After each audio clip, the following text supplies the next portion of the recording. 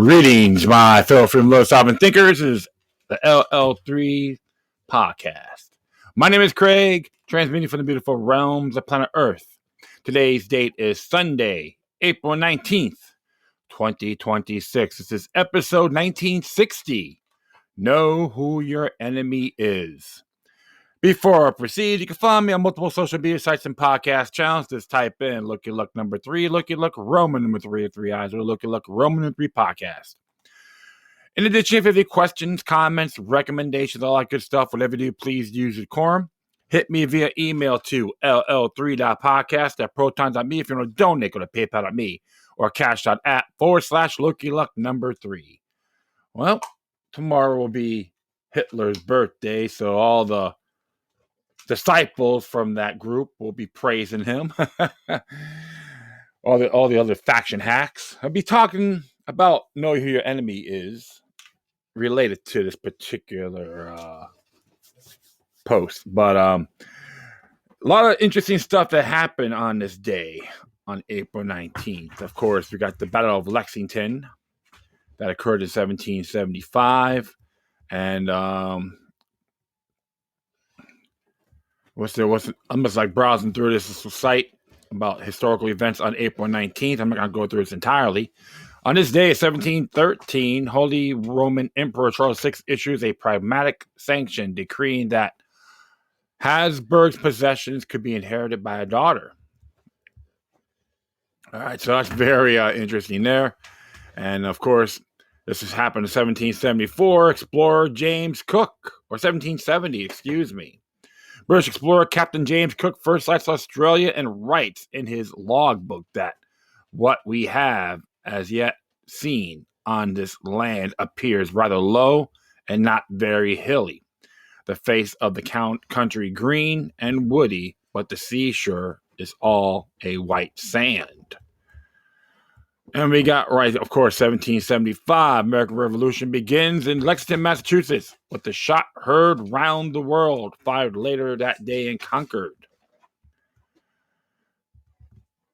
The same thing on this day, Minutemen, Captain John Parker orders not to fire unless fire upon. Same thing on this year, New England militiamen began siege of Boston, hemming in the British Army garrison.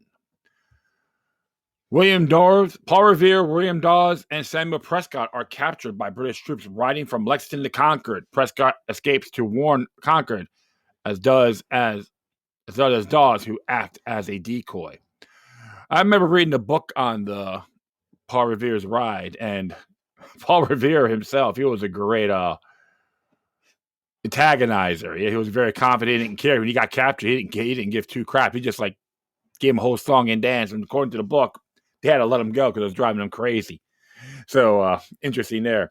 1782, John Adams secures Dutch Republic's recognition of the United States as an independent government. A house he purchased in The Hague becomes America's first embassy. 1810, Venezuela achieves home rule. Vicente Aparian, governor of the Captaincy General, is removed by the people of Caracas, and a Juanita is installed. And I'll just keep on going down here. 1839, Treaty of London constitutes Belgium as an independent kingdom and Luxembourg a grand duchy. And of course, 1852, California Historical Society is founded. And 1861, Baltimore riots, 4 soldiers and 9 civilians killed. Same year, Lincoln orders blockade of Confederate ports, the so-called Civil War. 1863, Union troops flee and occupy Fort Huger, Virginia. Barracks on Alcatraz Island destroyed in fire. It's 1874. And I'll go down here a little bit more. 1894, Julius Massenet's opera Weather premieres in New York City. And 1897, first Boston Marathon, won by John J. McDermott in 2 hours, 55 minutes, and 10 seconds. The world's oldest annual marathon, inspired by the success of the first marathon at the 1896 Summer Olympics that held in Athens. And in 1900, highest scoring opening game. Phillies beat Braves 19-17 in 10 innings. In 1901, in the Philippines, recently captured insurgent leader Emilio Aguinaldo issues a proclamation advising his countrymen to end the rebellion and use a peaceful means to work with the United States towards independence. 1904, much of Toronto destroyed by fire. 1906, San Francisco earthquake ends, killing 452. And in 1909, a convention with Turkey recognizes Bulgarian independence. I'm just browsing through here. Okay, cool here. 1923, new Egyptian law allows suffrage of men except soldiers. And 1927, actress Mae West found guilty of obscenity and corrupting the morals of youth in a New York stage entitled Sex. She is sentenced to 10 days in prison and fined $500. The resulting publicity launched her Hollywood career. 1928, Japanese troops occupy Zhejiang, Sherland. Okay, that sounds like more like of course, in Asia. 1928, the New York Yankees are out of first place for the first time since May 1926. 1932, Bonnie Parker is captured in a failed hardware store burglary and subsequently jailed. A grand jury fails to indict her. However, she is released a few months later. 1932, Herbert Hoover suggests 5-day work week. In 1933, on April 19th, FDR announces U.S. will leave gold standard. Yep, he did that executive order. Stroke of a pen, right? That's how pathetic this man was. Doesn't matter what people tell me about Democrat, Republican, don't matter. He was a centralized hack, and I say that respectfully. 1934, Shirley Temple appears in her first feature-length film, Stand Up and Cheer. Okay.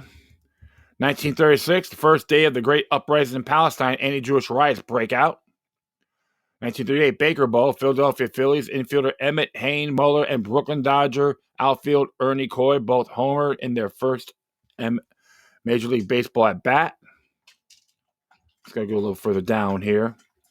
1941, Bulgarian troops invade Macedonia and milk rationed in Holland. 1943, Bicycle Day honors chemist Dr. Albert Hoffman discovering the effects of LSD. 1943, Jews refused to surrender the Warsaw Ghetto to SS officers Jorgen Stroop, who then orders its destruction, beginning the Warsaw Ghetto Uprising. Merrick Elderman was involved with that, and believe it or not, even during that time, he had a lot of respect and a huge following, and even when he was fighting the communists, they tried to threaten him, saying, "Bring it!" It wasn't the first time. I'm saying that I paraphrase, but he didn't care. So always respect an individual like that for sure. All right, I'm just browsing through here. 1944, Allied fleet attack Sandburg, Samotra. And 1945, U.S. aircraft carrier Franklin, heavy damage in Japanese air raid. And of course, same year, U.S. offensive against Shiribari on Okinawa. 1948, Chiang Kai-shek elected president of Nationalist China. Of course, 1949, Yankees dedicate a plaque for Babe Ruth. In 1951, General Douglas MacArthur ends his military career. And let me see here. 1959, uprising in La Paz, Bolivia fails. 1960, Comiskey Park's famed exploding scoreboard begins operating. That's for the Chicago Cubs play. 1963, Johnny Cash releases single Ring of Fire, written by his future wife, June Carter, and Marlee Kilgore. 1964, Writers' Coup in Laos, Suna Puna remain premier. And see here. Let's go a little bit further down. Just like, just browsing through here, but it's pretty cool. 1968, National League owners approved expansion for two new teams. And 1965, first all-news radio station, WINS, 10:10 a.m. in New York City begins operating. 1971, Charles Manson sentenced to life in prison for the murder of Sharon Tate. There's a lot of controversies with that case. Many people believe he never got a fair trial, and plus, I would say he knows a lot more than what people think. You got to actually study his interviews very thoroughly. I would never say he was insane, but he was like mind controlled, and he passed it down. And let me see here.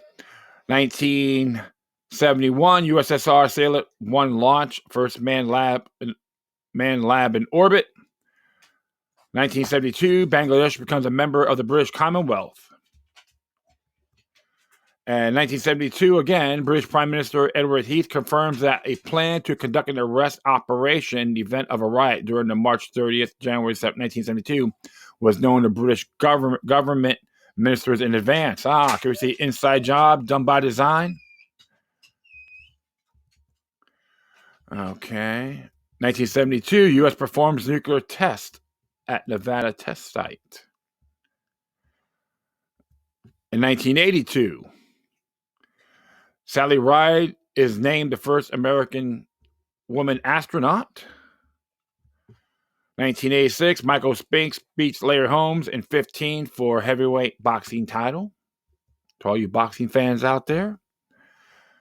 Let me see. 89, gun turret explodes on USS Iowa, killing 47 sailors.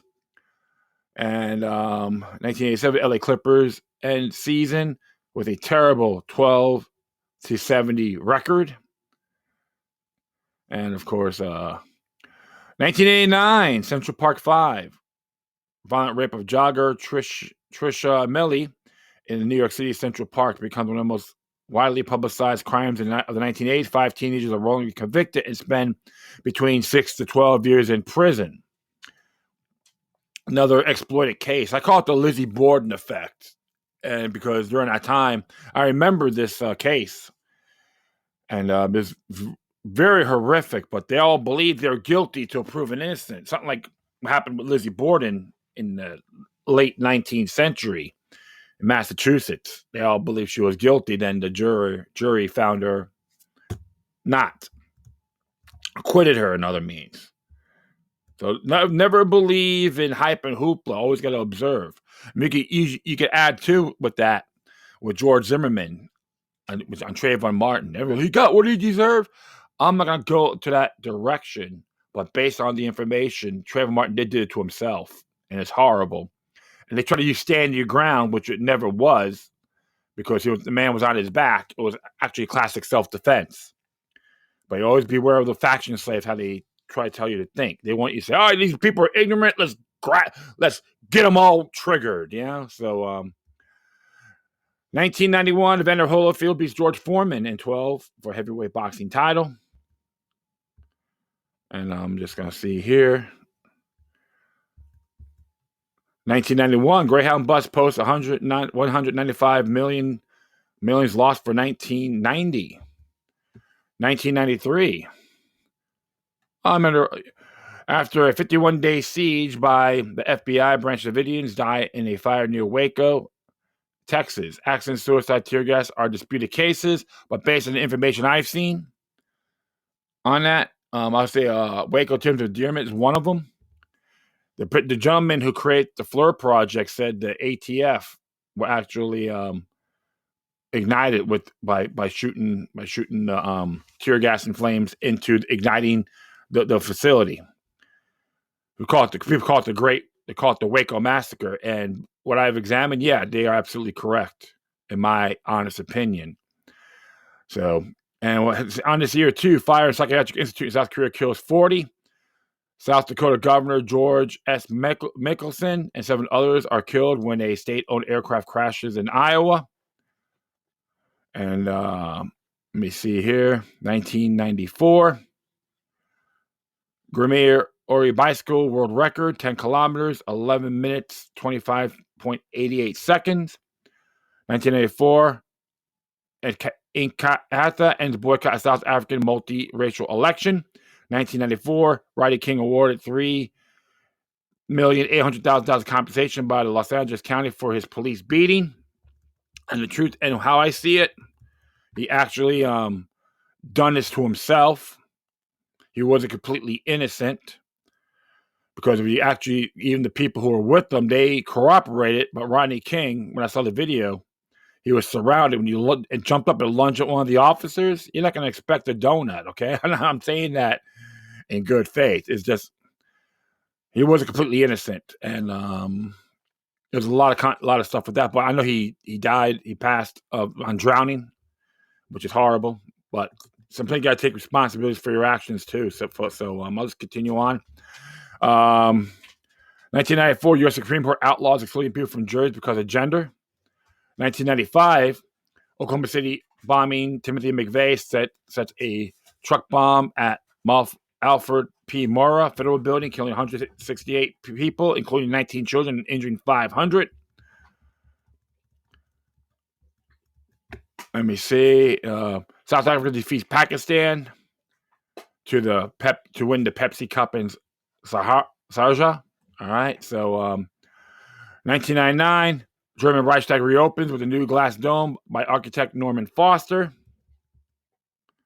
And Nina Simone is awarded in 2003. She's awarded an honorary degree by the Curtis Institute of Music in Philadelphia.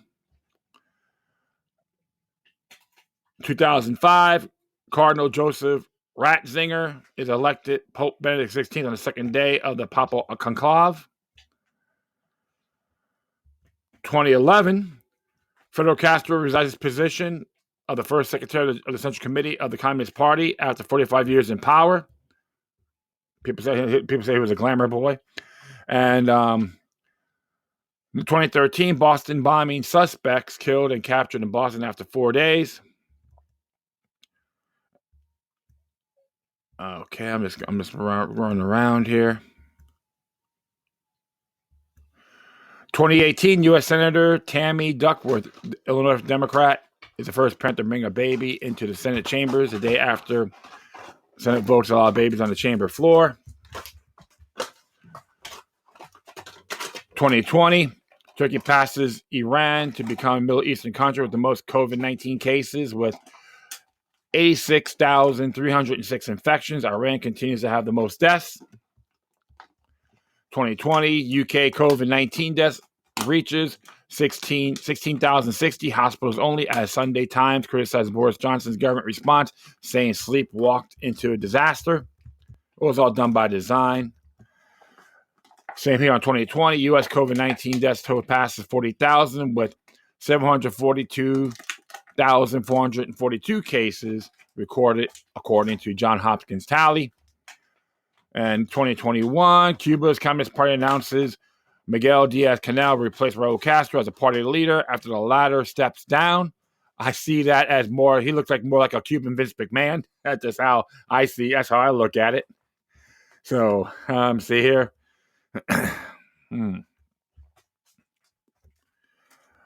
2022, U.S. inflation hits 8.5%, the highest since 1981, driven by rising gas prices, rent, and food. And when you put money out there, you got to expect all that to shoot up. Okay. Let me see. I'm just browsing through here. See what else they have. Well, that's really it, to be very honest. I'll just do one more. Interesting here. Came out 2024. The world's largest election begins in India with 868 million eligible voters in the first of 7 stages ending June 1st. Well, that's just a day in history. I'm going to put that in my footnotes so you can read it for yourselves. It's pretty cool. And what else is going on right now with everyone out here? Yeah, just playing the Lone Ranger. That's okay. So I'm going to read this article. that came out yesterday by Mindy Esposito. She has a Substack page. It's entitled Confederates, Know Who Your Enemy Is. And don't let the name Confederates offend you, but have an open mind and read what it has to say here. This is what she wrote. Not the academics who misread the documents, not the journalists who never read them at all. Not even the politicians who quietly let the monuments come down rather than spend the political capital to keep them standing. Those are nuisances. They are manageable. Your enemy is the organized, ideologically coordinated campaign that had decided American history itself as is an obstacle, and that your heritage is the easiest place to start the demolition. They call it the Red-Green Alliance, and if you have not heard that term, you need to learn it now. The red half is a broad coalition of progressive left organizations, the academic institutions, the activist nonprofits, the diversity bureaucracies, all operating from a shared premise that American civilization as it was built is illegitimate and must be reconstructed from the ground up. The green half is the Islamist movement in America, specifically organizations like Council on American Islamic Relations, or acronym is CAIR, which has spent 30 years positioning itself as a civil rights group while building cultural and political leverage aimed at reshaping American institutions. These two movements do not share the ultimate vision. They know it. They cooperate anyway because they share the same intimate target: the historic, Christian, European-rooted American culture that both find intolerable. The Confederate heritage community sits at the front of that target because we have already been demonized, already been isolated, and have the fewest institutional defenders. Absolutely. We are not the destination. We are the proof of the concept. One of the machinery of condemnation destroys us. It moves on. It has already moved on in places. Columbus is gone from dozens of cities. The founders are under sustained attack in the textbooks. Theodore Roosevelt came down from the Museum of Natural History. The logic does not stop at Appomattox. It never did. Confederate heritage is Act 1 because Act 1 needs to be easy. The president is set that an outside organization can demand a state government stop honoring its own dead and can be taken seriously is that precedent that will be used everywhere else. So understand what you're looking at when you look at this. CAIR, who asked you? Every April, for more than a decade, the governor of Mississippi has quietly signed a proclamation honoring Confederate Heritage Month, continuing a 32-year tradition begun in 1993 and carried forward by governors of both parties. The proclamation asks nothing of any more. It's not a broadcast. It's not weaponized. It's a simple act of official recognition, the kind that every single heritage community in America takes for granted until it belongs to you. And every single year, without fail, the Council on American Islamic Relations issues a press release demanding it stop. CAIR has condemned similar proclamations in past years, and in other states, CAIR's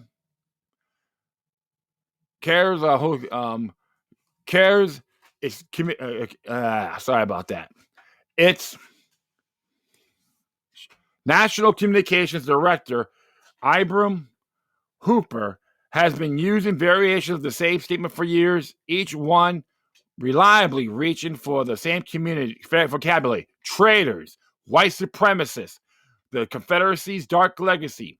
CAIR has already called for the removal of Confederate names, holidays, flags, statues, and symbols nationwide. There's links for that, folks. You can read it for yourselves. Nationwide, let that word sit for a moment. A Washington, D.C. headquartered organization with no ancestral, cultural, geographic, or historical connection to the American South has appointed itself to the arbiter of how Southerners may honor their dead. They are not asking, they are not engaging, they are issuing condemnations year after year for the simple act of Mississippi remembering Mississippi. The question that no mainstream outlet ever asked is the obvious one. Who asked you? What CAIR actually is? Before we engage the substance of CAIR's objections, the record requires us to say plainly what CAIR is, because Hooper's press release are treated by media as a statement of neutral civil rights organizations, and that treatment is a fabrication. In the federal prosecutions of persons involved with the Holy Land Foundation for Relief and Development, the largest successful prosecution of terrorism financing in American history, CAIR was identified as an associate of the Muslim Brotherhood and was named as unindicted co-conspirator in the trial. CAIR soon after opening its first office in Washington, D.C., received a grant from the Holy Land Foundation, a charitable organization that was closed and designated a specifically designated globalist terrorist by the United States Department of Treasury for funding jihadist terrorist organizations. The Federal Bureau of Investigation suspended all formal contacts with CAIR due to evidence demonstrating a relationship between CAIR and Hamas, as this organization issuing moral lectures to Mississippi about the powerful way to honor the Confederate dead. Hey, I don't know about the history, but I'm going to tell you how to do it. Yeah, I don't know about your heritage, but I'm going to tell you how to wipe your own butt. I can't even do it myself. Who am I? That's CAIR. Ibram Hooper, right? The accusation and the answer. The men who served in the Confederate armies were, in the overwhelming majority, non-slave holding farmers and laborers who answered the call of their state governments, which is precisely how American constitutional theory operated in 1861. They had the legal and moral backing of their elected representatives, of constitutional scholars on both sides who debated secession as a legitimate question under the 10th Amendment, and of a long American tradition that held sovereignty to derive from the people through the states rather than from a consolidated federal authority. The Supreme Court did not declare secession unconstitutional until after the war was over in Texas versus White in 1869. You cannot call men traitors for an act that had not yet been ruled illegally when they committed it. That is not law. That is not, and it is not justice. The Confederate soldier buried in Mississippi soil was someone's grandfather, father, husband, son. He deserves the same dignity that this nation extends to every other American who answered his government's call and paid for it with his life. Mississippi is not asking CAIR's permission to say so. Act 1. Confederate heritage is not CAIR's actual target. It is their current target. There is a meaningful difference. The architecture of this campaign follows a blueprint we have now seen applied across every corner of American history. Columbus goes first, then the founders, then Lincoln, then Roosevelt. The logic of condemnation is always the same. The past fails to meet present ideological standards and therefore must be erased. Confederate heritage is simply the easiest first act because the groundwork of demonization has been laid over decades and resistance has been conditioned to apologize before it even begins. But the organization calling Mississippi's dead traitors is the same organization that a large rally in October 2000 featured a speaker, Abraman al-Moudi,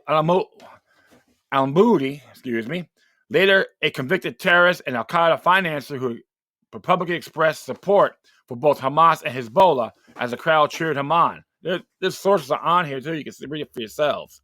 Ibram Hooper wants to lecture Mississippi about who deserves honor.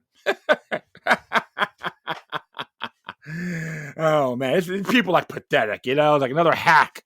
I'm going to continue on. The answer is that to lecture is not an apology, a clarification, or a careful parsing of Confederate ideology to prove it was not as bad as alleged. The answer is no. Mississippi's dead are Mississippi's dead. Their memory belongs to their descendants. It is not subject to outside review by an organization with this record or any organization or any political movement that has decided the past must be made to serve the present.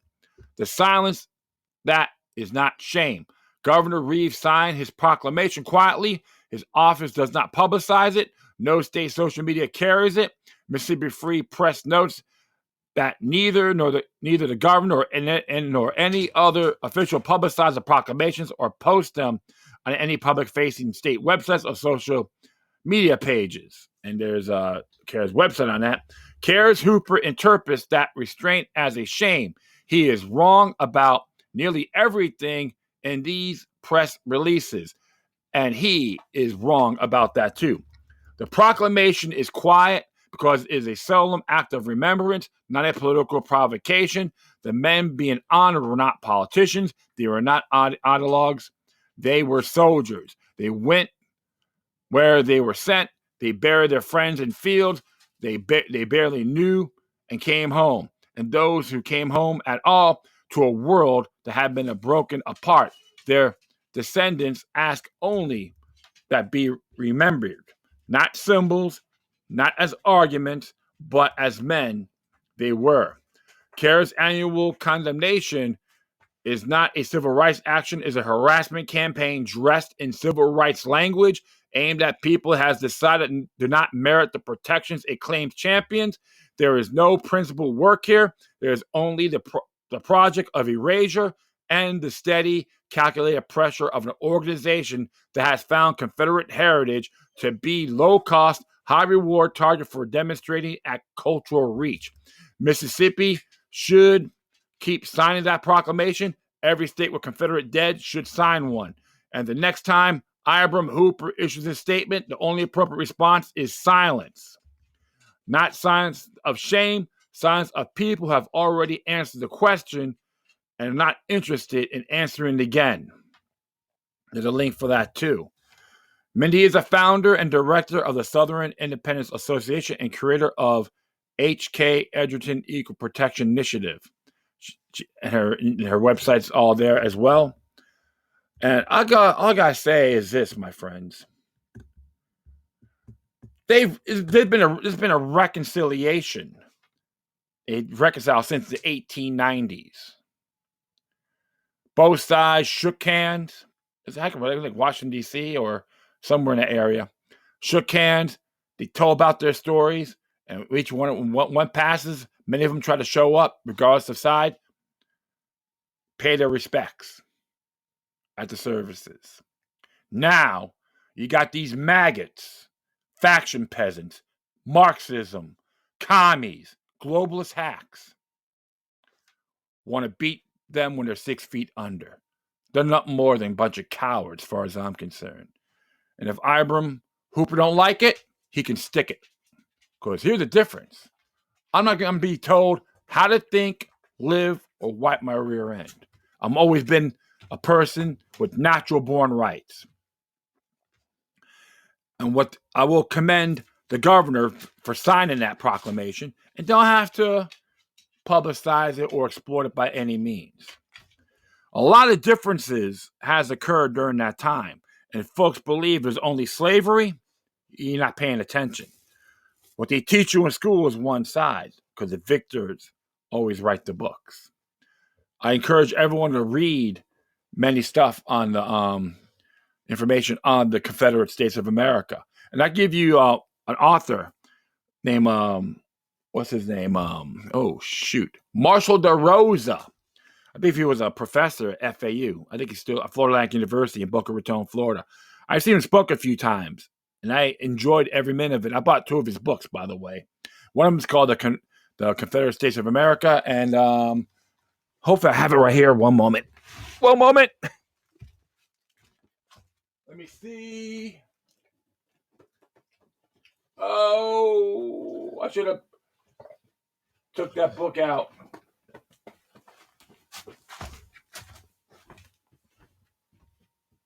Yeah, definitely look up his book. Look up Marshall DeRosa on his books. They're very good. He was a scholar, and of course, he got some dingleberries in the past. Oh, he's a racist. They all talk like this, and they act like they're geniuses. They can't even fight out of a paper bag. Heritage is essential. And as far as I'm concerned, CAIR is part of that one world order one word order agenda, just like the Anti-Defamation League. Okay, so hey, I see all these organizations. They're nothing more than faction hacks. Okay, they want to be part of that Jim Jones jamboree. Right? Drink up, baby. But heritage is essential. If we don't learn from the past, folks, we're damned to repeat it. So keep the heritage alive. And to all those people out there who want to beat someone with a 6 feet under, you're nothing more than a bunch of wussies in my book. And I digress. Well, that will be it. I thank everyone for listening. Plus, feel free to download and share throughout your social media networks. If you have any questions, comments, recommendations, all that good stuff, whatever you do, please use decorum. Hit me via email to ll3.podcast@proton.me. If you want to donate, go to PayPal.me or cash.app/local3. If you want to support Mindy Esposito's Substack, there's a link for that. Subscribe. If you want to donate, it'd be great. But you can examine it for free. That'd be great. Circulate it to others. So, observe responsibly. Once again, thank you for your time. Plus, always remember that the demoniac resistance is healthy for the soul and can liberate humanity. Until next time, take care of yourselves. Keep on spreading the love. May your guardian spirits be with you.